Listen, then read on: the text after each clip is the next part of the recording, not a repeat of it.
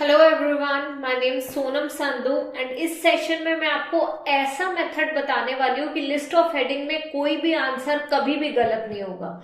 Video को and तक जरूर देखना, तभी पता चलेगा कि कैसे करनी है headings and that too quite fast. So यहाँ पे हमारा फर्स्ट पैसेज है।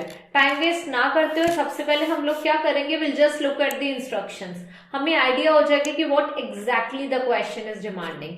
Here we have question number 28 to 25 and reading passage 1 has 8 paragraphs. उन्होंने क्लियरली बोला है कि टोटल 8 पैराग्राफ्स हैं और 8 पैराग्राफ्स की हेडिंग्स ढूंढनी है हमने for paragraphs A to H।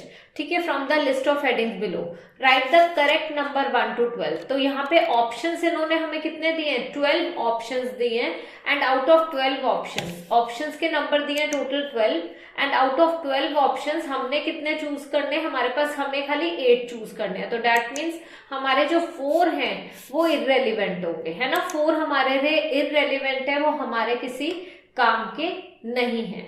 Okay, so let us proceed further. तो यहाँ पे हमारा, हम कभी भी हेडिंग्स पहले नहीं देखेंगे। First method is to only go through the first paragraph, 1 paragraph at a time, read the whole paragraph. उसका क्रक्स समझो कि निचोड़ क्या है और निचोड़ समझने के बाद बस जल्दी से मैच करो। सो फर्स्ट पैराग्राफ में बात हुई है कॉन्स्टलेशन की। A constellation is a group of stars when viewed collectively appear to have a physical proximity. ठीक है, एक फिजिकल डिस्टेंस उनका दिखता है इन द स्काई। अगर हम उन्हें ध्यान से देखें तो एक प्रॉपर डिस्टेंस होता है उनका एक दूसरे के बीच में इन स्काई। एक ग्रुप ऑफ स्टार्स है। कॉन्स्टलेशन बाउंड्रीज और definitions as used today in western culture और डिफाइन करे जाती है। कौन डिफाइन करता है, IAU डिफाइन करता है। IAU क्या है, एक यूनियन है, इंटरनेशनल एस्ट्रोनॉमिकल यूनियन। ये फॉर्मलाइज हुई थी 1930 में। ठीक है, जो इंपॉर्टेंट कीवर्ड्स है बस वो सर्कल कर लो और कुछ करने की जरूरत नहीं है। कॉन्स्टलेशन है क्या ये बताया, और कॉन्स्टलेशन कैसे डिफाइन होती है, डेफिनेशंस कैसे आती है वेस्टर्न कल्चर में, वो कौन बताता है, IAU बताते हैं। 88 ऑफिशियल कॉन्स्टलेशंस है। उन्होंने क्लियरली बता दिया कि ऑफिशियल कॉन्स्टलेशंस कितनी है, 88 है, जो कि IAU ने रिकॉग्नाइज करी है। और अगर हम इन्हें देखें नॉर्दर्न हेमिस्फीयर में 2 विजिबल इन नॉर्दर्न हेमिस्फीयर। ठीक है, being based upon those established by the ancient Greeks। so ancient Greeks ने जो establish करी थी उन्हीं के ऊपर ये based है। ठीक है, the constellation of this southern hemisphere since visible to the Greeks. जो सदर्न हेमिस्फीयर की कॉन्स्टलेशन है वो ग्रीक्स को ही दिखती है ड्यू टू जियोग्राफिकल लोकेशन की वजह से। ये अभी तक डिफाइन नहीं करी गई है। कब तक, were not defined until later in the early modern era. So मतलब अभी थोड़े टाइम पहले तक डिफाइन नहीं करी गई थी। तो हमें क्लियरली यहाँ पे 3 इंपॉर्टेंट चीजें हुई। कॉन्स्टलेशन फॉर्मलाइज करी IAU ने नॉर्दर्न हेमिस्फीयर की और एंशिएंट ग्रीक्स ने सदर्न हेमिस्फीयर की। टोटल 88 है, बस यही पता चला। क्रक्स अगर आपको पता चल जाए तो आपको आंसर भी इजीली मिल सकता है। ठीक है, तो हमें क्रक्स पता चल गया। जो जो इंपॉर्टेंट कीवर्ड्स लग रहे हैं एक पैराग्राफ करते हुए बस उन्हें सर्कल आपने कर लेना। That is also one of the strategies. अब यहाँ पे टोटल 12 है हमारे पास ऑप्शंस। हम एक बार जल्दी जल्दी सारे पढ़ेंगे और इसमें जो इंपॉर्टेंट कीवर्ड है वो सर्कल कर लेंगे और उसके बेसिस पे will be getting the answer. ठीक है, so first is different methods of locating and identifying. So उन्होंने किस चीज की बात करी है, डिफरेंट मेथड की बात करी है। नेक्स्ट, अब बेटर व्यू की बात करी है कॉन्स्टलेशन का। टेक्नोलॉजिकल एडवांसेस, तो क्लियरली टेक्नोलॉजिकल एडवांसेस की बात करी। हर एक वर्ड को नहीं करेंगे सर्कल क्योंकि कॉन्स्टलेशन की बात तो ऑलरेडी हुई है उनका बेटर व्यू। ठीक है, अब नाउ सिमिलरली हम लोग क्या करेंगे, on the basis of the same हमने आगे प्रोसीड करना है। And here what exactly do we have, atmospheric weaknesses. ठीक है, एटमॉस्फेरिक वीकनेसेस की बात हुई है यहाँ पे। सो चलो ये भी हम सर्कल कर लेते हैं। Of telescopes in the orbit, so weaknesses of telescope. ठीक है, डिफरेंट इंटरप्रिटेशन, सो लोगों ने अलग अलग तरीके से इंटरप्रेट करा है। सो डिफरेंट इंटरप्रिटेशन, सो आज different interpretation of star groupings. हर किसी ने अलग अलग इंटरप्रेट करा है, अलग अलग समझा है। कॉमन मिसकंसेप्शंस, क्या क्या मिसकंसेप्शंस है कॉमन। Bypassing terrestrial limitation. ठीक है, सो बाईपास कर देना। ठीक है, पीछे छोड़ देना। रिन्यूड इंटरेस्ट, एक न्यू इंटरेस्ट आया है स्टार्स में। एथनिक डिफरेंसेस, कुछ डिफरेंसेस आए हैं किस चीज में, सेलेस्टियल मैपिंग में। ठीक है, यहाँ पे सारे वर्ड साइंस से रिलेटेड यूज हैं। Formal marking of constellation, formal marking हुई है। यहाँ पे उन्होंने फॉर्मल वर्ड भी यूज करा था, टोटल 88 है वो भी बताया था। यूनिवर्सल मिथ्स, मिथ्स के बारे में कोई बात नहीं हुई। हिस्टोरिकल एंड मॉडर्न रेफरेंस की बात जरूर हुई थी, उन्होंने एंशिएंट ग्रीक्स की बात करी और अभी मॉडर्न डे की करी, बहुत डिटेल में नहीं करी। सो अगर हमें कोई आंसर यहाँ पे सूटेबल लगेगा तो वो क्लियरली कौन सा होगा, 10th, क्योंकि उन्होंने फॉर्मल मार्किंग ऑफ कॉन्स्टलेशन ही बताई है पैराग्राफ ए में। सो अभी हमने पहली बार ऑप्शंस अब पढ़े हैं जब पैराग्राफ ए हम पढ़ चुके थे। अब हम पैराग्राफ बी पे जाएंगे, ठीक है। तो will to paragraph B, then C and D आप करोगे, फिर ई मैं करूंगी और इस तरीके से हम प्रोसीड करेंगे, you will get an idea, ठीक है। Arguably the 12 constellations through which the sun passes as used to represent the signs of zodiac। so clearly क्या बता रहे हैं, जो 12 constellations है, ठीक है, through which the sun passes, ये 12 constellations के थ्रू क्या हो रहा है, sun pass कर रहा है, as used to represent the signs of zodiac। zodiac के साइन रिप्रेजेंट करते हैं, बर्थ कैरेक्टरिस्टिक्स को बताते हैं, are the most culturally significant, बहुत ज्यादा कल्चरली सिग्निफिकेंट है, well known of those established by ancient Greeks, are and well known, culturally significant तो है ही है, well known of those established by ancient Greeks. Cultural differences आए interpretation में, differences in interpretation. Definition of star constellation mainly relate to these zodiac interpretation. Chinese constellation for example which are different to those, so Chinese जो है different to those western world, ठीक है। Greeks की different है, हर किसी की different constellation है, वो बता रहे हैं अलग अलग चीजें। जैसे चाइनीज में 28 जियो है एंड, ठीक है, और मैंशंस हैं instead of 12 western zodiac counter part, ठीक है। फिर उन्होंने बताया हिंदू में अगर हम बात करें तो 12 राशि हैं, ठीक है। तो वही जो 12 वेस्टर्न स्टार साइंस है उन्हीं के लिए 12 राशि बना ली है, ठीक है। अब इन्हें फर्दर डिवाइड कर दिया 27 नक्षत्र में, ठीक है, नक्षत्र में, ठीक है। एंड देन वैसे हिंदी में बोलते हैं ना नक्षत्रास, है ना। सो ल्यूनर हाउसेस में many cultures have this intricate, बहुत ही ज्यादा डिटेल सी कोई चीज है, बहुत ही ज्यादा डिटेल्ड माइथोलॉजी, ठीक है, mythology behind the stars and their constellation. Greek mythology की अब उन्होंने बात करी, सो आइडियली वो क्या बात करें, वो अलग अलग जगह की बात करें, कहीं पे वो ग्रीक की बात कर रहे हैं, चाइना की बात कर रहे हैं, है ना, हिंदू माइथोलॉजी की बात कर रहे हैं, ग्रीक्स की बात कर रहे हैं। सो वो सबके बारे में बता रहे हैं कि वो क्या बोलना चाह रहे हैं, ठीक है। सो अभी हमें इतना पता चल गया कि ज़ोडिएक साइंस की बात हुई है, हिंदू माइथोलॉजी की, ग्रीक माइथोलॉजी की, चाइना की बात हुई है, ठीक है। सो उन्होंने क्लियरली एक टर्म भी मेंशन करी थी कि हर कोई अलग अलग तरीके से इंटरप्रेट कर रहा है, तो क्लियरली इसका आंसर 5th है। पूरा पैराग्राफ बार बार पढ़ने की जरूरत नहीं है, पहली बार पढ़ के ही यार आपने बस इंपॉर्टेंट कीवर्ड्स पे फोकस करना है। आपने ऑलरेडी पहले पढ़ चुके हैं, सो जब हम यहाँ पे डिफरेंसेस इन इंटरप्रिटेशन कर रहे थे ना, तभी हमें समझ आ गया था और हमने इन्हें सर्कल करा था। हर एक वर्ड को नहीं करना, चाइना कुछ और बोलते हैं, ग्रीक कुछ और बोलते हैं, हिंदू कुछ और बोलते हैं, हर कोई अलग अलग इंटरप्रेट कर रहा है, वही तो उन्होंने बताया। So the answer is clearly 5th, ठीक है। हेडिंग्स करनी है बहुत ही जल्दी जल्दी, और हेडिंग्स में आपने बस मेन जो आपको फर्स्ट टाइम आंसर लगता है वो मार्क कर दो।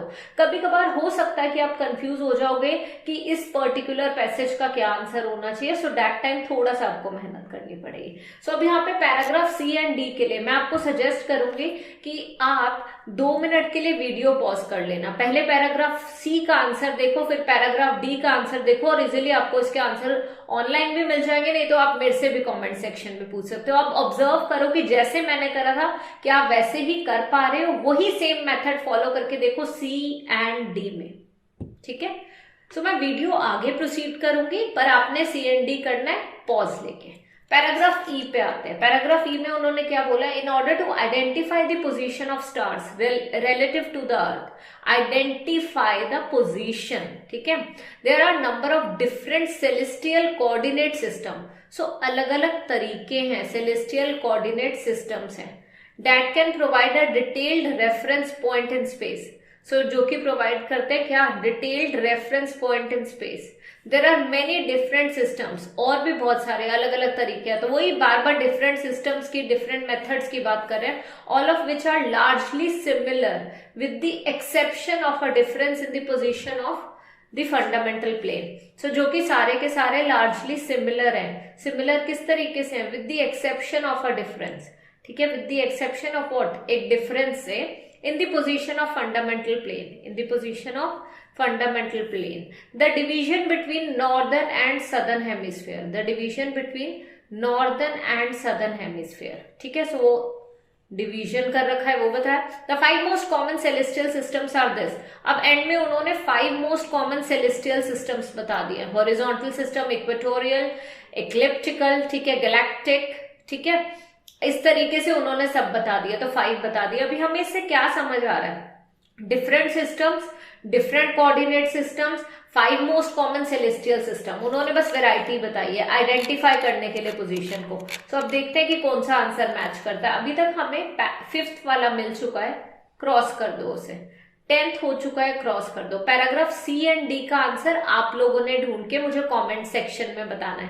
पैराग्राफ ई का answer, what according to you will be the answer for paragraph E.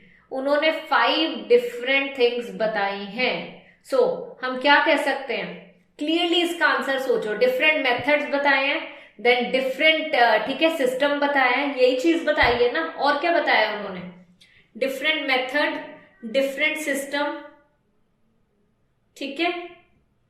So what will be the answer here, clearly different methods of locating and identifying. और कहीं पे different method की बात हुई है, नहीं हुई है।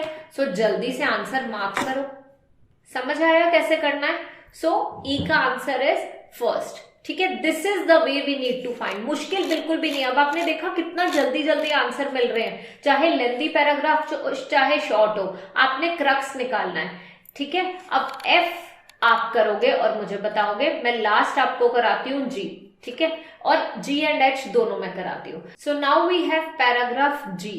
सो जी का आंसर कैसे करना है, the telescope's location above earth atmosphere also has a number of, ठीक है, जो टेलीस्कोप की लोकेशन है, टेलीस्कोप की जो लोकेशन है, ठीक है, above the earth atmosphere also has a number of significant advantages over land base। so जो कि लैंड बेस्ड नहीं है, जो कि स्पेस में है वो वाला, ठीक है, और जो कि लैंड बेस्ड टेलीस्कोप है, लैंड बेस्ड टेलीस्कोप के मतलब कम फायदे हैं, वो क्लियरली कह रहे हैं। जो अबव अर्थ एटमोस्फेयर है उसके ज्यादा एडवांटेजेस हैं, समझ आ गया। द एटमोस्फेयर बेंड्स लाइट, वो एटमोस्फेयर जो करता है बेंड कर देता है light due to the phenomenon called as diffraction, science में पढ़ा होगा ये। This is what causes starlight to appear to twinkle, जिसकी वजह से स्टारलाइट क्या करती है, वो अपीयर करती है, ट्विंकल करती है, लीड्स टू ऑफन। अब जब वो ट्विंकल करती है तो ब्लर्ड इमेजेस आती हैं, कहां पे, ग्राउंड बेस्ड टेलीस्कोप्स के थ्रू। फिर उन्होंने बताया कि पर जो ये हबल स्पेस है उसकी वजह से क्या हुआ है, ये ऑब्जर्व करता है इंफ्रारेड लाइट, ठीक है, ये ऑब्जर्व कर लेता है इंफ्रारेड लाइट, और जो कि अदरवाइज ब्लॉक हो जाती है बाय द एटमोस्फेयर, ठीक है, एज द वेवलेंथ जो है शॉर्टर है। तो मतलब कि हबल स्पेस टेलीस्कोप का ज्यादा बेनिफिट है, यही वो बता रहे हैं ना कि Hubble space telescope is better than ground based telescope, ठीक है। This is what they have mentioned. So अभी हमने ऑलरेडी इसके according to this what exactly would be the answer, according to this क्या होगा इसका आंसर, लेट अस सी। यहां पे ऑप्शंस है हमारे पास, a better view of the constellations, technological advances in research and development, ठीक है, atmospheric weaknesses, common misconceptions, bypassing terrestrial limitation, कि जो अर्थ वाली लिमिटेशन थी वो क्रॉस कर दी है हबल स्पेस टेलीस्कोप ने। कैन वी से दिस क्लियरली, यही तो उन्होंने बताया कि बाईपास कर दिया, जो टेरेस्ट्रियल लिमिटेशन है वो बाईपास कर दिए हबल स्पेस टेलीस्कोप ने। This is what they are clearly mentioning. So क्या होना चाहिए, पैराग्राफ जी का answer should be clearly 7th, bypassing terrestrial limitation. And last वाला अब हम करेंगे, लास्ट पैराग्राफ के आंसर बड़ा इजी होता है। Despite early setbacks, early drawbacks थे, एक one of the reflective mirrors that had to be replaced after finding that it had been ground incorrectly. एक रिफ्लेक्टिव मिरर्स जिसको replace had to be replaced, उसे replace करा गया था after finding कि वो इनकरेक्टली ग्राउंड करा है, और did not produce the images, जैसी इमेजेस चाहिए थे वो मिली नहीं। The telescope has reignited interest in space, उस टेलीस्कोप की वजह से क्या हुआ है, दोबारा से इंटरेस्ट जाग गया है स्पेस में अमंग्स जनरल पब्लिक, ठीक है, जनरल पब्लिक में a requirement given that tax payer funding paid for the research, ठीक है, development and maintenance of the telescope. So उन्होंने क्लियरली यहाँ पे क्या बताया, रिप्लेस करा था और इंटरेस्ट अर्ली जनरल पब्लिक का, ठीक है, उसकी वजह से रीइग्नाइट हो गया है। So tax payer funding paid given that की जो टैक्स पेयर है, that tax payer funding paid for the research, ठीक है, सो जो वो फंडिंग वो मिलती रहे रिसर्च के लिए। This is what they are saying, early setback जरूर थे, प्रॉब्लम जरूर थी, फिर भी आज भी इंटरेस्ट है, यही बताया ना, क्लियरली उन्होंने इसी चीज की बात करी। So we just have to find the answer to question number, ठीक है, पैराग्राफ एच। सो एच का आंसर अकॉर्डिंग टू यू क्या होना चाहिए इसमें से, what exactly can be the answer. So क्या हम बोल सकते हैं clearly, renewed interest in the stars, नया इंटरेस्ट आया ना, रीइग्नाइट हो गया है इंटरेस्ट, उन्होंने क्लियरली बात करी थी। पता है क्या होता है, आंसर ढूंढना बिल्कुल भी मुश्किल नहीं है, ठीक है, आंसर ढूंढना मुश्किल नहीं है, इट्स जस्ट दैट कि आपने ध्यान देना है कि वो किस चीज के लिए क्या बोल रहे हैं, ठीक है, क्या बोल रहे हैं वो किस चीज के लिए। So it is not at all difficult. So paragraph H का हमारा आंसर क्या हुआ, पैराग्राफ एच में उन्होंने क्लियरली बताया है कि रिन्यूड इंटरेस्ट की बात हुई है, तो पैराग्राफ एच का आंसर हुआ 8, ठीक है। सो अब आपने कौन कौन से पैराग्राफ करने हैं, ए बी, ठीक है, ई, ठीक है, ए बी ई और जी एंड एच हम कर चुके हैं। आपने सी डी एंड एफ करके मुझे कमेंट सेक्शन में आंसर बताना है।